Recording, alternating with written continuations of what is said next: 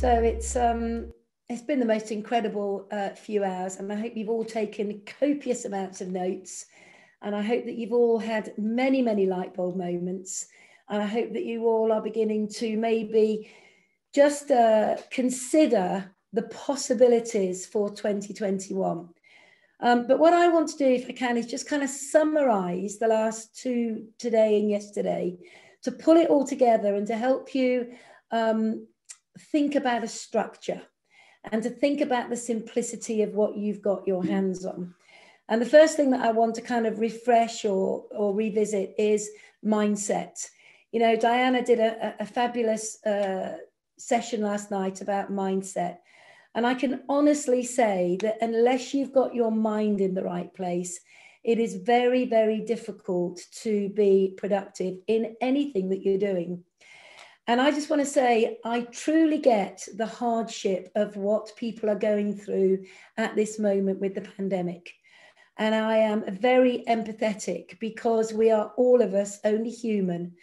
And when we are working maybe in a job, and maybe that is working from home, maybe we're having to balance that work with homeschooling.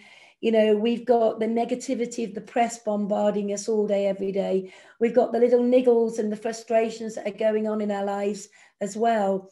It can be very difficult to stay positive at all times. You know, I was talking to a beautiful young lady yesterday. She actually is a frontline key worker. She works 3 days a week as a community midwife, health supporter. And she's really struggling right now because she needs to put her little boy into school for 3 days that she works. But unfortunately, she's not allowed to, because you're not allowed to put your little boy into school unless she was a key worker full time. So she's having to juggle this school, working from home, working online, being in the community, trying to stay safe. And, you know, that's when I understand that mindset is going to be challenged. So I guess one of the things I'm trying to say to you is, you know, be kind to yourself. Be kind to yourself, but equally have a little bit of toughness as well. Do not let yourself get into what I call negativity overwhelm, because we can't function when we're like that. So one of the ways that I think is a great way to manage your mindset is let go of what's gone by. You know, we cannot impact the past. You know, we can learn from it, but we can't impact what happened yesterday, last week, last year, the year before. But we can take from it the good things that help us stay buoyant. And that means that we can be grateful for the things that we can take forward, because that is what we can impact. We can impact where we're going in the future. So let go of what's gone, be grateful for what we've got, and look forward to what's coming. And just be aware that mindset is a vital part of you achieving success. And I also know that there will be moments when you have to walk away from everything. You know, I had to do that the other day. I just needed to get away from the phones, the computers, people, everything. And I just, you know, put on my boots and I went and had a walk in the hills, which are, you know, on my doorstep, which was amazing. Blows the cobwebs, helps you ground yourself, helps you get the clarity on what's important, and you can move on. So please remember to manage your mindset. And if you feel it becoming overwhelming, ask for support, ask for help, or reground yourself, and then move forward again. And then we talk about goals, and goals are fundamental to success. And as I said last night, I actually found my original goal book the other day. In fact, I should take some photos of it or do a little live and hold it up and show you. And what's fascinating, every single thing in that goal book has got a big tick against it. But I will say to you that I didn't come to the point of setting goals easily.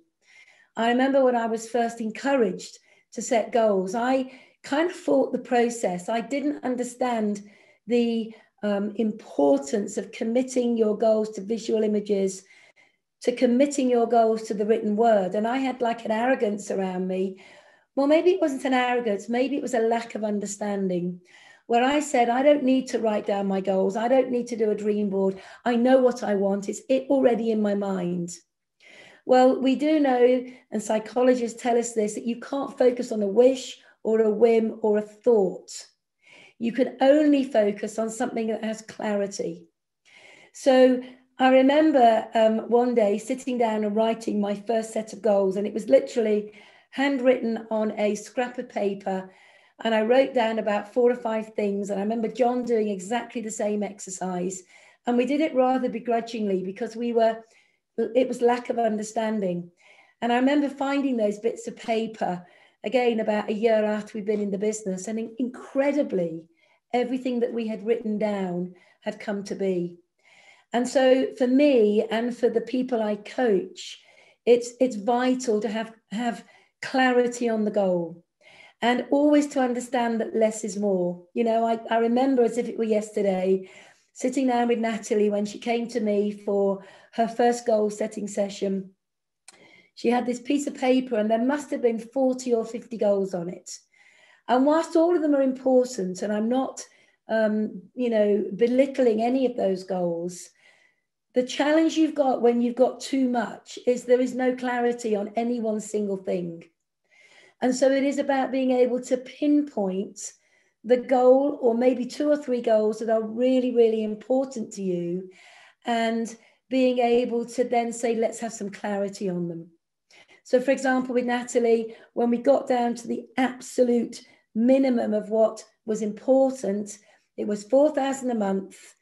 That was really important to her, to allow her to have time with the children, etc., etc. And what happened as a result of focusing on the 4,000 a month was she went senior manager with 3 frontline managers. She didn't do level 1 car plan, she did level 2 car plan, and she did over 250 case credits as well. And the reason I'm emphasizing this is because she could not have focused on everything. But by looking at what was the defining goal, and actually the defining goal was 4,000 a month. Because when the 4,000 a month was achieved, everything else on that goal sheet would happen anyway. So I urge you right now to maybe go and look at your goals.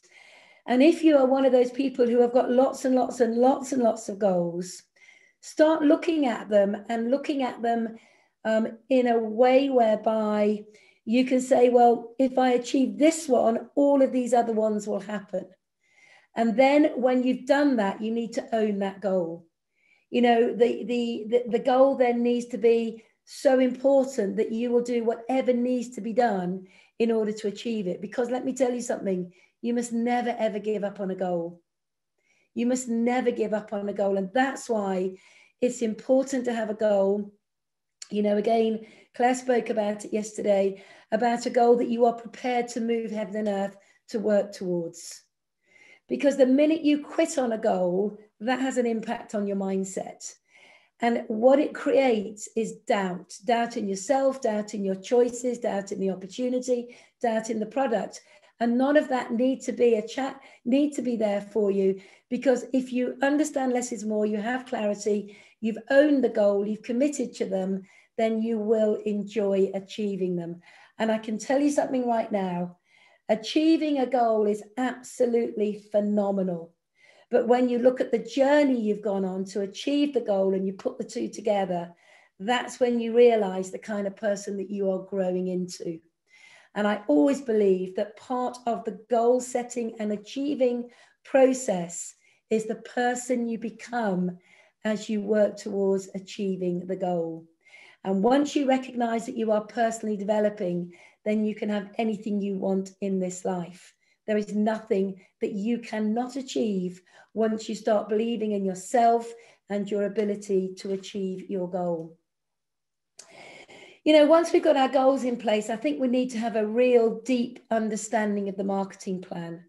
And I, for one, am always very surprised when I speak with people at all levels on the plan, and I notice that they don't really understand where the profit margins are.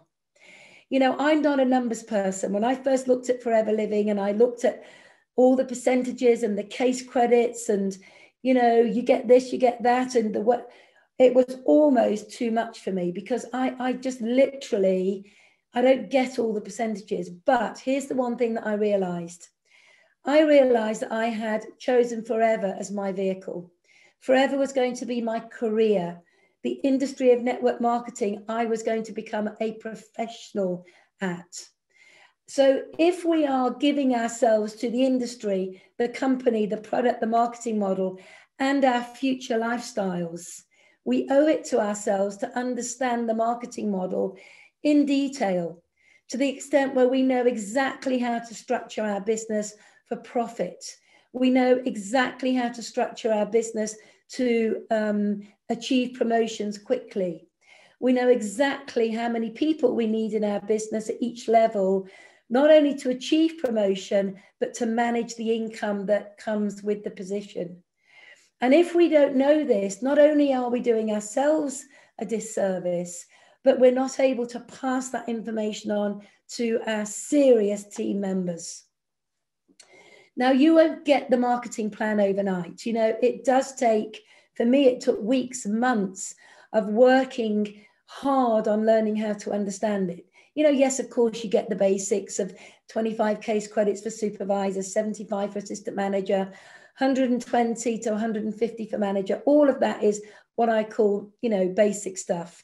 I'm talking about the info behind that allows you to make the kind of money that is possible with Forever, and then show others how to do it. So please take the time to learn the marketing model.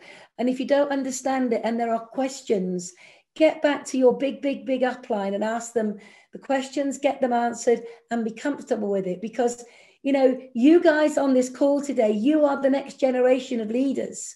You are the next generation of Forever superstars.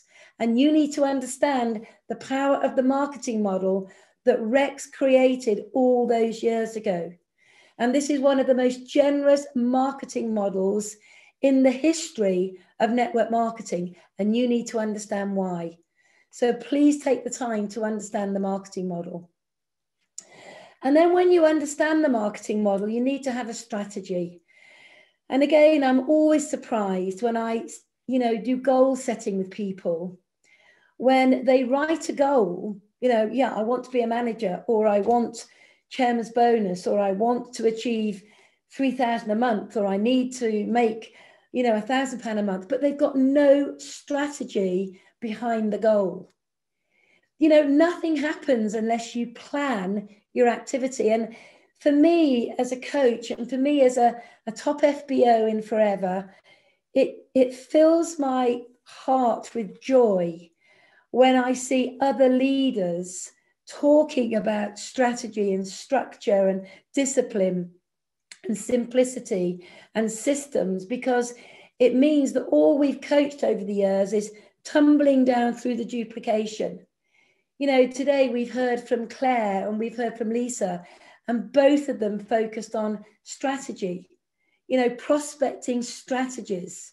We heard from Jason and we heard from Bernie, and they talked about their retailing strategy. You don't get success by accident.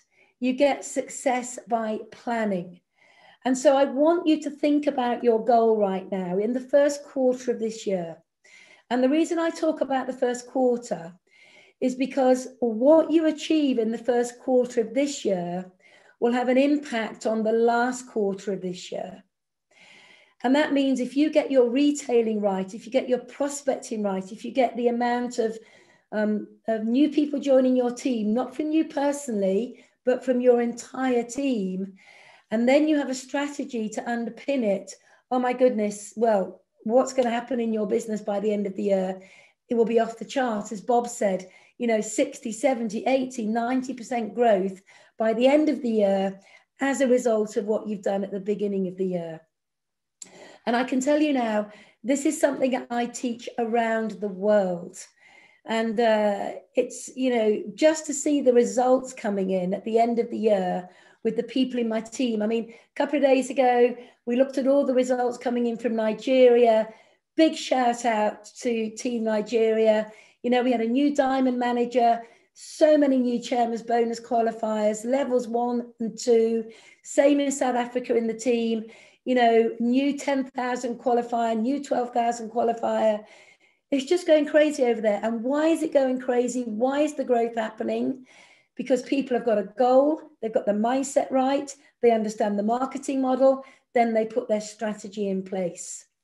So let me just go through a little bit of strategy with you. Let's have a look at a retail strategy, the simplicity of it. You know, one of the things that we've all had to learn to do in this last 10 months is be adaptable, flexible, and adapting pretty quickly, and, you know, be able to build our retail business online probably more than offline at the moment. So when I'm planning with a new FBO, when I'm planning with an existing FBO, one of the things I want to know is, what have you got planned for your retail strategy this month? And the way that I plan it is I look at what I call pride, which is the one thing that you're going to do come what may. Your personal pride will not allow you to do any less, to what I call high. In other words, this is the maximum that I've planned with this activity. This is what I'm expecting.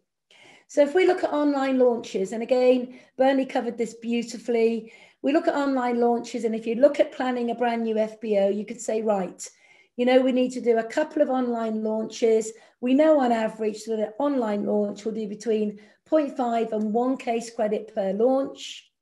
So we can say that a minimum will be 1 case credit and a high of 4.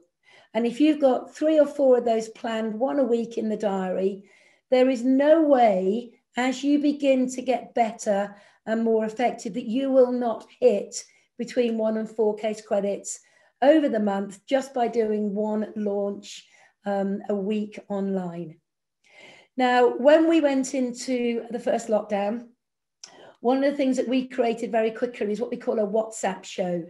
And this is something that gets brand new FBOs up and running really quickly, and also very confident as well. And the way that you do it is you pick up your mobile phone, you get a brand new FBO, and you get them to invite a couple of people onto the WhatsApp app, because you can have 4 people on WhatsApp at any one time. So it would be me, it would be a new FBO, and they invite 2 of their friends. And they're little 10 minutes, what I call collection shows.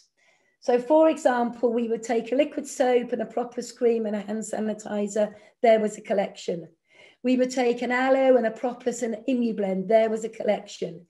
We would take maybe a tooth gel, a liquid soap and the shampoo conditioner. There's a collection. And literally we would have 2 or 3 collections.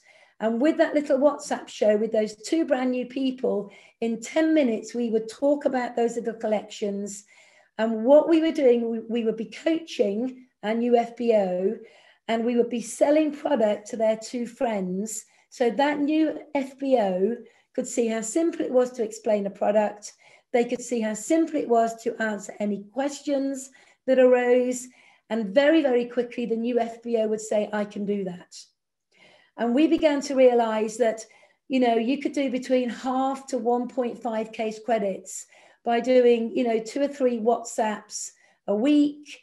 If you were really ambitious, you could do 2 or 3 a day. You decide how fast you want to get going, but that would be a way that we would plan activity into the retail strategy. C9s, I don't need to go into all of that, but, you know, everybody can retail at least 1 C9 a month, you know, going up to maybe 4 or 5 where you're doing 2 case credits plus. Repeat business, fundamental. Everybody you've heard speaking will talk about their repeat business. However, for a brand new FBO, it's important to get them understanding the power of follow-up, engagement and follow-up, and looking after their customers. And anywhere from 1 to 4 CCs plus per month of repeat business. We've got experience packs, which is a way of letting people try the product in the comfort of their own home. You know, probably not a great idea at the moment, but as restrictions begin to ease a little more, maybe, you know, in February, March time, you can drop a pack off at somebody's door They can pick it up, they can enjoy the products for a couple of days, you can collect it, wipe everything down, and you're good to go. And anywhere from 0.5 to 2 case credits in the month. So if we look at our retailing strategy, you know, we're planning between 3.5 to 13.5 case credits per month. Now, think about what Jason said. Jason said, he said, I can average 13 case credits a month. And you know why he does that? Because he has a retail strategy in place. Now, when I'm working with an FBO and I'm planning their business based on activity rather than just guesswork. So we know with confidence the activities in the diary, and we can be looking at anywhere between 3 to 13 case credits. And typically what will happen, it'll be around 6 to 7 to 8 for the average FBO when you have planned it into their diaries. Now, another reason why planning is important and strategy is, as a coach, I have a point of reference when I talk to an FBO about, are they on track? You know, if I'm talking to an FBO, I'll say, right, we've got a launch book tomorrow night. I'll be on it with you to support, but you're going to do most of it yourself. We've got a WhatsApp show tomorrow. You know, you've got a little Clean 9 event going on next week. I've always got something to engage with the FBO, to work with, and to coach competency, which is what we're looking to do, because the quicker they can retail without my help, the better. That allows me then to focus on the prospecting strategy. And prospecting strategy for me is really, really important.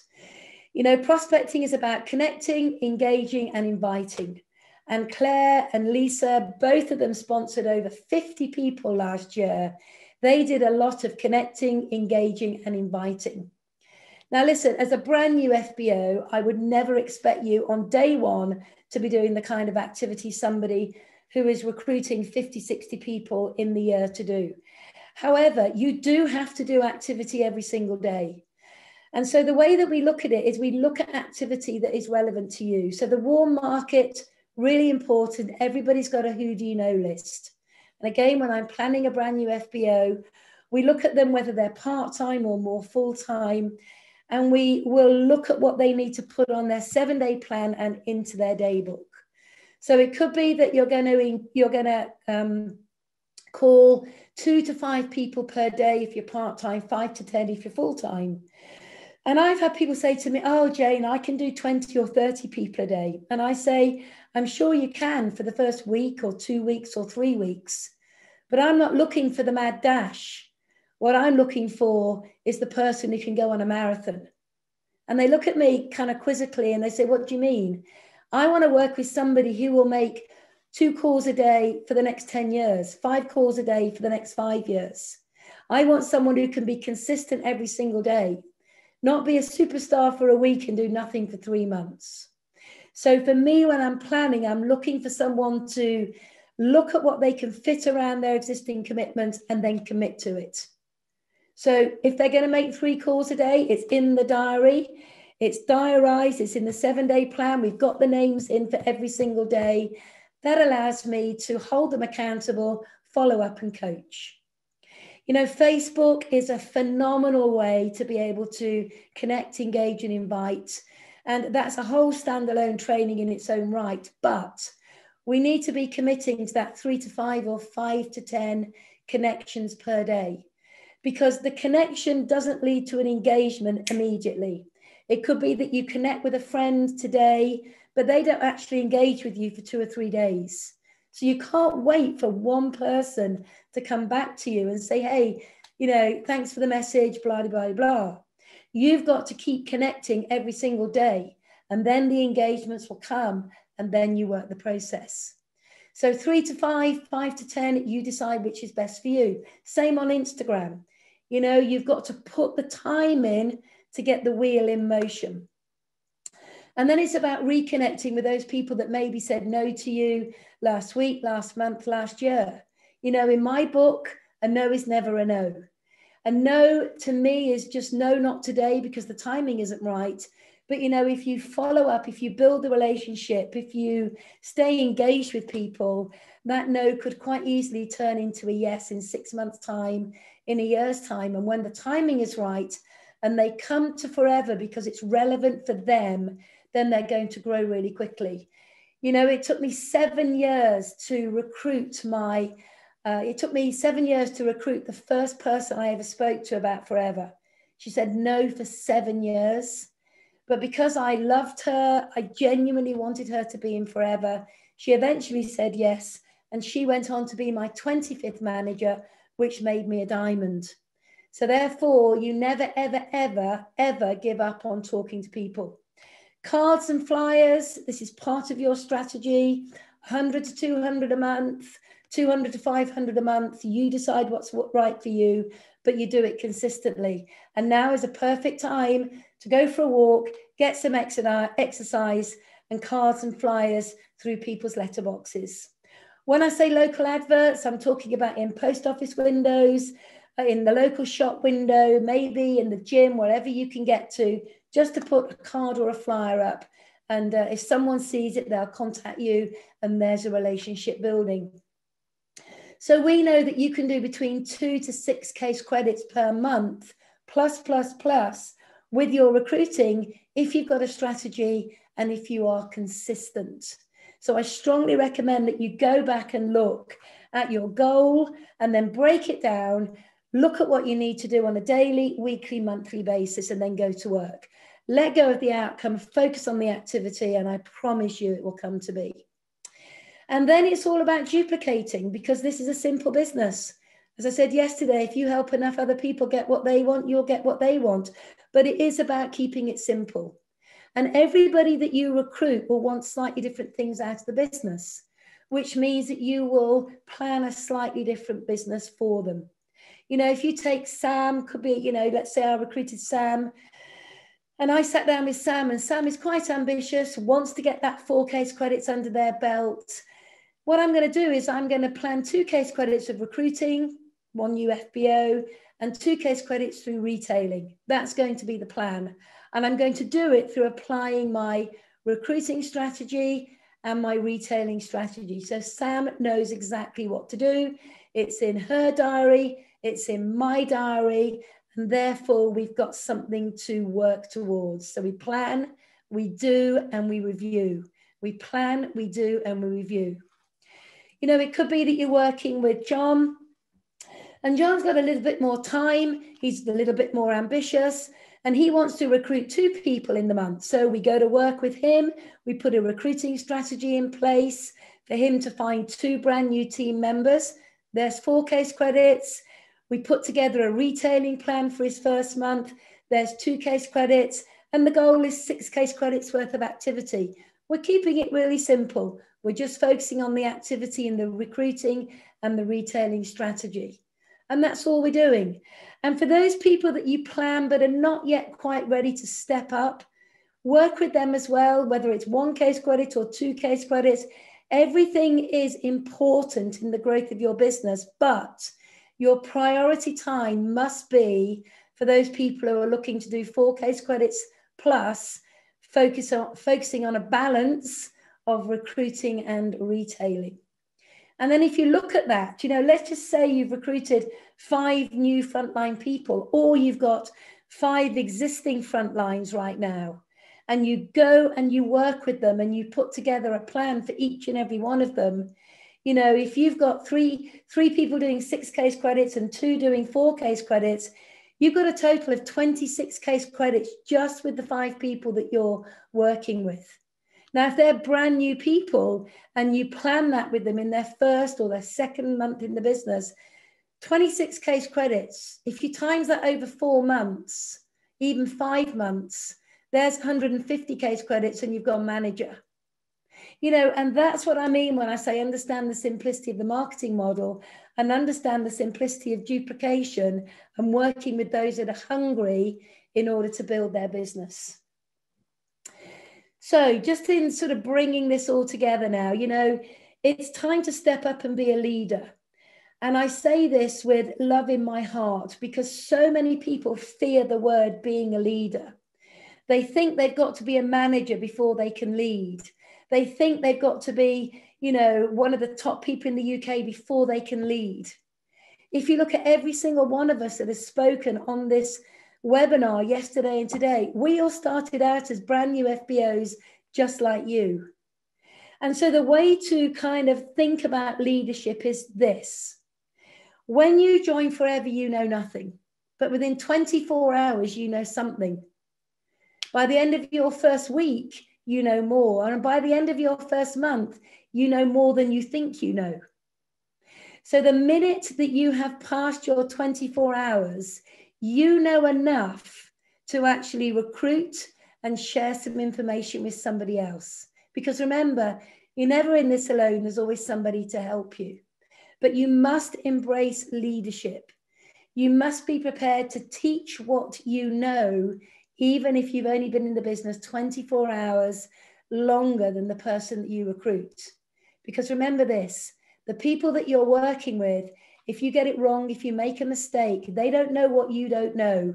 But what they do want to know is that you're strong enough to lead them with confidence, with belief, with love, and with the right feeling. So now could not be a better time to build your business. And I cannot emphasize this enough. If we look around the UK and we look at what's happening, you know, Arcadia shut over 444 stores in the UK this year. Oliver Sweeney, Bob, closed 7 retail shops and went online. You know, Oasis closed and Warehouse, 92 shops closed. Pizza Express, 67 sites closed. And you know, you can just read all of this. There are companies that have been trading for 100 years, 50 years that are closing their doors and going out of business. There are literally too many stores, too many companies, too many, you know, organizations to list. And whilst it may be depressing and whilst it may be shocking, it's actually perfect for us.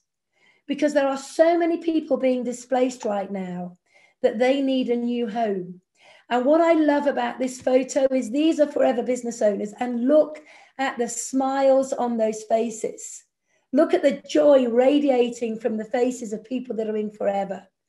You see, they don't have to worry about the doors closing or redundancies or furloughing or no long-term security, because we are with a company that gives us not just security today, but for our children and our children's children. So for all the people that are being displaced, Forever could be their new home. So you have to start talking to people right now. And I know that for a lot of people, I've had it. Everybody that's spoken has had it. There are inherent fears that we have. We fear talking to people. Why do we fear talking to people? Because we fear rejection. We fear ridicule. We fear other people's opinions. We fear them asking us a question that we can't answer. There are so many internal fears that we have that very often those internal fears stop us being proactive. And then nobody wins. We don't win. And all those people out there who are being displaced don't win because we're not talking to them. So remember, with Forever, you can change someone's life. You know, there are people living lives of quiet desperation behind closed doors right now. You need to go a knocking. And it doesn't matter if they say no. It doesn't matter if it's not for them. It doesn't matter if the timing's not right. What matters is you need to talk to people and let them decide when the time is right to come and take a look. You know, we can't argue with what's going on in Forever. I was talking to Peter Boots the other day, and Peter's the Vice President of Europe.